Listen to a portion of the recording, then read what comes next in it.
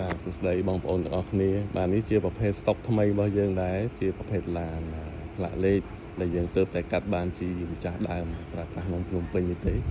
ជាប្រភេទឡានផ្លាកលេខខ្ពស់បាទផ្លាកលេខ CC ទើបតែប្រើបាន1ឆ្នាំទេនៅក្នុងក្រុងភ្នំពេញយើងបាទនេះជាប្រភេទឡានស្អាតបាទលេខ CCT 200A បាទជាឡានស្អាតជូនអត់មានច្រេះអត់មានអីទេបាទទឹកថ្នាំស៊ីនច្រើនជូនបាទជាប្រភេទឡានពណ៌ប្រផេះ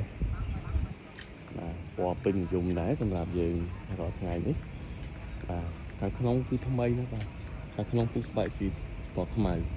បាទហើយយើងមើលមកជុំជាក់ស្ដែងហ្នឹងទៅបាទខាងក្នុងគឺស្បែកថ្មីបាទយើងគ្រាន់តែបដូរកាមេរ៉ាថ្មីជូនទៅគឺបាទថ្មីសុទ្ធតែម្ដងឡាននេះបាទឡាននេះដែរគឺឆ្នាំ2013ចឹង2013យើងមើលពូកទៅគឺពូកចុចសងខាងសម្រាប់ CT 200A នេះបាទមានអេក្រង់កដាស៊ីនមានម៉ៅបាទសម្រាប់បាសវិញគឺពីរោះណាបាទសម្រាប់អ្នកចូលចិត្តស្ដាប់ចម្រៀងអី